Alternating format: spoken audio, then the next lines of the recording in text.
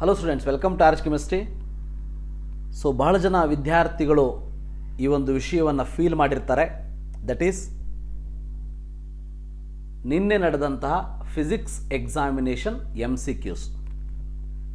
So ಹಾಗಾದರೆ ನಿನ್ನೆಯ ಒಂದು ಫಿಸಿಕ್ಸ್ ಎಕ್ಸಾಮಿನೇಷನಲ್ಲಿ ಕೇಳಿರುವಂತಹ MCQsಗಳು ಪೇಪರ್ನಲ್ಲಿ ಬರುವಷ್ಟು ಟಫ್ ಆಗಿತ್ತಾ ಅಂಥೇಳಿ, ಅಂದರೆ ನ್ಯೂಸ್ ಪೇಪರ್ನಲ್ಲಿ ಬರುವಷ್ಟು. ಹಿಂದಿನ ವರ್ಷ ಸೇಮ್ ಸಿಚುವೇಶನ್ ಕೆಮಿಸ್ಟ್ರಿ ಪೇಪರ್ನದ್ದು ಕೂಡ ಆಗಿತ್ತು. ಕೆಮಿಸ್ಟ್ರಿಯಲ್ಲಿ ಕೆಲವೊಂದಿಷ್ಟು ಕ್ವಶನ್ಸ್ಗಳನ್ನು ಔಟ್ ಆಫ್ ದ ಸಿಲೆಬಸ್ ಕೇಳಿರುವಂಥದ್ದಾಗಿತ್ತು, ಕೆಲವೊಂದಿಷ್ಟು ಕ್ವಶನ್ಸ್ಗಳನ್ನು ಸಿಲೆಬಸ್ಸಲ್ಲಿ ಇದ್ದರೂ ಕೂಡ ಸ್ಟೂಡೆಂಟ್ಸ್ಗಳಿಗೆ ಬಹಳ ಟ್ವಿಸ್ಟ್ ಮಾಡಿ ಕೇಳಿರುವಂಥದ್ದಾಗಿತ್ತು. ಬಟ್ ಈ ವರ್ಷ ಕ್ವಶನ್ ಪೇಪರ್ ಪ್ಯಾಟರ್ನ್ನಲ್ಲಿಯೇ ಹೇಳಿಬಿಟ್ಟಿದ್ದಾರೆ, ಒಂದು 2 ರಿಂದ 3 ಕ್ವಶನ್ ಏನು MCQsಗಳಲ್ಲಿ ಕೇಳ್ತೀವಿ 15 ಕ್ವಶನಲ್ಲಿ, ಅದರಲ್ಲಿ ಹಾಟ್ಸನ್ನು ನಾವು ಇಂಟ್ರೊಡ್ಯೂಸ್ ಮಾಡ್ತೀವಿ. ಅಂದರೆ ಡಿಫಿಕಲ್ಟಿ ಇರುವಂತಹ ಕ್ವಶನ್ಸನ್ನು ನಾವು ಕೇಳ್ತೀವಿ ಅಂಥೇಳಿ. ಆದರೆ ಸೆಕೆಂಡ್ PUC ಬರೆದಂತಹ ನಿನ್ನೆ ಫಿಸಿಕ್ಸ್ ಎಕ್ಸಾಮಿನೇಷನ್ ಬರೆದಂತಹ ಸೆಕೆಂಡ್ PUC ವಿದ್ಯಾರ್ಥಿಗಳಿಗೆ ನಾನು ಕೂಡ ಕೇಳಿದಾಗ ಅವರು ಕೂಡ ಹೇಳಿರುವಂಥದ್ದು, ಡೆಫಿನೆಟ್ಲಿ ಫಿಸಿಕ್ಸಲ್ಲಿ MCQsಗಳು ಬಹಳ ಟಫ್ ಆಗಿತ್ತು ಮತ್ತು ಔಟ್ ಆಫ್ ಔಟ್ ಸ್ಕೋರ್ ಮಾಡೋರಿಗೆ ಬಹಳ ಕಷ್ಟ ಆಗಿತ್ತು ಅಂಥೇಳಿ. ಕೆಲವೊಂದು ಸಾರಿ ಏನಾಗ್ತದ ಅಂತಂದರೆ, ಏನು ಬ್ಲೂ ಪ್ರಿಂಟನ್ನು ಕೊಟ್ಟಿದ್ದಾರೆ ಆ ಒಂದು ಬ್ಲೂ ಪ್ರಿಂಟನ್ನು ಕರೆಕ್ಟಾಗಿ ಫಾಲೋ ಮಾಡಿ ಕ್ವಶನ್ ಪೇಪರ್ನ ಸೆಟ್ ಮಾಡೋರು ಮಾಡಿಬಿಟ್ರೆ ಏನೂ ಪ್ರಾಬ್ಲಮ್ ಆಗೋದಿಲ್ಲ.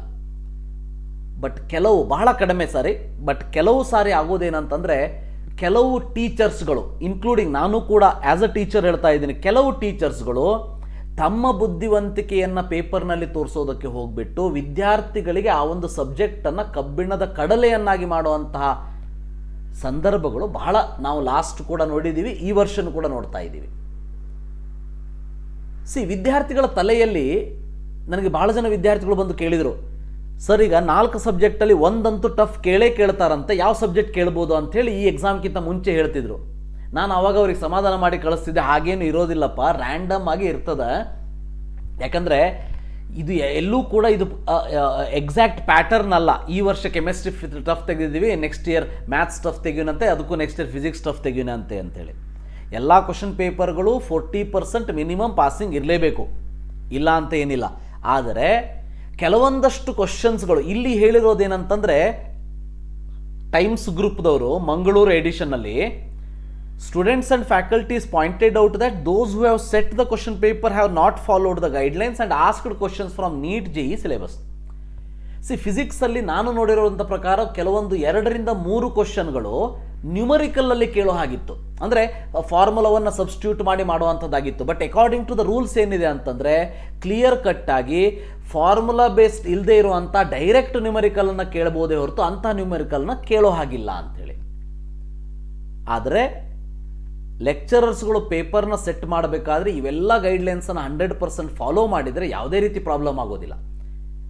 ಬಹಳ ಜನ ವಿದ್ಯಾರ್ಥಿಗಳ ಅಥವಾ ಲೆಕ್ಚರರ್ಸು ಹೇಳ್ಬೋದು, ಸರ್ ಇಲ್ಲ ಸರ್ ಒಂದು 2 ರಿಂದ 3 ಕ್ವಶನ್ ಈ ರೀತಿ ಟಫ್ ಕೊಡಬೇಕು ಅಂತೇಳಿ. ಕೊಡಬೇಕು, ಇಲ್ಲ ಅಂತ ಹೇಳ್ತಾ ಇಲ್ಲ, ಬಟ್ ಗೈಡ್ಲೈನ್ಸಿಗೆ ಕರೆಕ್ಟಾಗಿ ಇರಬೇಕು ಅಂತ ನನ್ನದೊಂದು ಆರೈಕೆ ಅಷ್ಟೇ. ಡೆಫಿನೆಟ್ಲಿ ಈಗ ನಾನು ಫಿಸಿಕ್ಸ್ ಪಂಡಿತ ಅಲ್ಲ, ಫಿಸಿಕ್ಸ್ ಬಗ್ಗೆ ನನಗೂ ಗೊತ್ತೂ ಇಲ್ಲ. ಕೆಮಿಸ್ಟ್ರಿ ಆದರೆ ನಾನು ಬೇಕಾದ ಕಮೆಂಟ್ ಮಾಡ್ತಿದ್ದೆ. ಬಟ್ ನನ್ನ ಕ್ವಶನ್ನು ನಿನ್ನೆಯ ಒಂದು ಫಿಸಿಕ್ಸ್ MCQs ಏನಿದೆ ಅದು ಪೇಪರಿನಲ್ಲಿ ಇವತ್ತು ಅದರ ಬಗ್ಗೆ ಒಂದು ಆರ್ಟಿಕಲ್ ಬರುವಷ್ಟು ಟಫ್ ಇತ್ತಾ ಅಂಥೇಳಿ. One of the senior physics lecturers from a reputed college told to times of India that the physics paper is for 70 marks, out of which 15 marks are from MCQs. The first part of the examination ಅಂಥೇಳಿ. ಅಂದರೆ ಇಲ್ಲಿ even expert group of ಇನ್ಸ್ಟಿಟ್ಯೂಷನ್ನ chairman ಆಗಿರುವಂತಹ ನರೇಂದ್ರ ನಾಯಕ್ ಅವರು ಹೇಳಿದ್ದಾರೆ ಅಂತೇಳಿ ಒಂದು ಪಾಯಿಂಟನ್ನು ಇಲ್ಲಿ ಕೊಟ್ಟಿರೋದೇನಂತಂದರೆ, purpose ಏನಿತ್ತು, ಗೌರ್ಮೆಂಟಿನ ಒಂದು ಪರ್ಪೋಸ್ ಅಥವಾ PU ಬೋರ್ಡಿನ ಒಂದು ಪರ್ಪೋಸ್ ಏನಿತ್ತು, ಸ್ಟೂಡೆಂಟ್ಸ್ಗಳು ಒಂದು ಒಳ್ಳೆಯ ಮಾರ್ಕ್ಸನ್ನು ಪಡ್ಕೊಂಡು ಪಾಸ್ ಆಗಬೇಕು ಅಂಥೇಳಿ. ಬಟ್ ಆ ಒಂದು ಪರ್ಪೋಸ್ ಇಲ್ಲಿ ಸಾಲ್ವ್ ಆಗಿಲ್ಲ, ಟಫ್ ಕ್ವಶನ್ ಪೇಪರ್ನ ಕೇಳಿದ್ದಾರೆ ಅಂಥೇಳಿ. ನನ್ನ ಫೈನಲ್ ಕ್ವಶನ್ ಇಷ್ಟೇ, ಅಥವಾ ನನ್ನ ಒಂದು ಡೌಟ್ ಇಷ್ಟೇ, ಫಿಸಿಕ್ಸ್ ನನಗೇನು ಗೊತ್ತಿಲ್ಲ, ಆದರೆ ಪೇಪರ್ನಲ್ಲಿ ಆರ್ಟಿಕಲ್ ಬರುವಷ್ಟು ಫಿಸಿಕ್ಸ್ MCQs ಟಫ್ ಆಗಿದೆ ಅಂತಂದರೆ ಡೆಫಿನೆಟ್ಲಿ ಇದು ವಿದ್ಯಾರ್ಥಿಗಳಿಗೆ ಟಫ್ ಆಗಿರ್ತದೆ. ವಿದ್ಯಾರ್ಥಿಗಳು ಡೆಫಿನೆಟ್ಲಿ ಈ ಒಂದು ಕಮೆಂಟ್ ಬಾಕ್ಸಲ್ಲಿ ತಿಳಿಸ್ಕೊಡಿ ನಿಮ್ಮ ಒಂದು ಪೇಪರ್ ಹೇಗಾಗಿತ್ತು ಅಂಥೇಳಿ. ಹಾಗೇನಾದರೂ ಅಷ್ಟೊಂದು ಟಫ್ ಆಗಿದ್ದರೆ ಈ ರೀತಿಯಾದ ಕ್ವಶನ್ ಪೇಪರ್ನ ಡೆಫಿನೆಟ್ಲಿ ತೆಗಿಬಾರ್ದು ಲೆಕ್ಚರರ್ಸ್ಗಳು.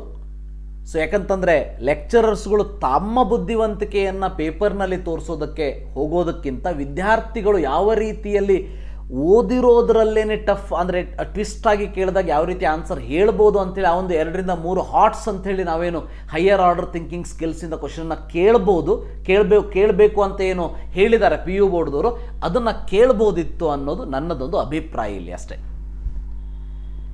ನಾನೇನು ಯಾರ ಮೇಲೂ ಕಮೆಂಟ್ ಮಾಡ್ತಾ ಇಲ್ಲ, ಬಟ್ ನಾನು ಇವತ್ತು ಓದಿದಂತಹ ಒಂದು ಆರ್ಟಿಕಲ್ ಮೇಲೆ ಒಂದು ಸಣ್ಣ ವಿಡಿಯೋವನ್ನು ನಾನು ಇಲ್ಲಿ ನಿಮಗೆ ಮಾಡಿ ಹೇಳ್ತಾ ಇರುವಂಥದ್ದು. ನನ್ನ ಮನಸ್ಸಿನಲ್ಲಿ ಆ ಒಂದು ಕ್ವಶನ್ ಕೊರಿತಾ ಇತ್ತು, ಫಿಸಿಕ್ಸಿನ ಪೇಪರ್ ನಿನ್ನೆ ನಡೆದಂಥ ಫಿಸಿಕ್ಸ್ MCQs ಪೇಪರಿನಲ್ಲಿ ನ್ಯೂಸ್ ಪೇಪರ್ನಲ್ಲಿ ಆರ್ಟಿಕಲ್ ಬರುವಷ್ಟು ಟಫ್ ಆಗಿತ್ತಾ ಅಂಥೇಳಿ.